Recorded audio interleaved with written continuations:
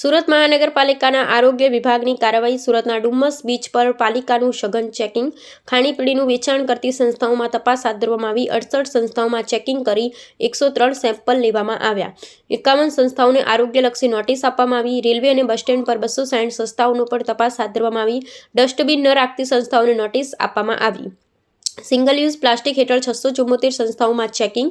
140 kilo પ્રતિબંધિત પ્લાસ્ટિકનો જથ્થો જપ્ત કરાયો, જ્યારે કસૂરવાર સંસ્થાઓ પાસેથી 4.36 લાખના દંડની વસૂલાત કરવામાં આવી. ગઈકાલે નાયબ મુખ્યમંત્રી શ્રી દ્વારા જે સૂચના આપવામાં આવેલી એના અનુસંધાને આપણા deputy commissioner Shri health and hospital અને આરોગ્ય અધિકારી શ્રી દ્વારા અમને સૂચના આપવામાં આવેલી.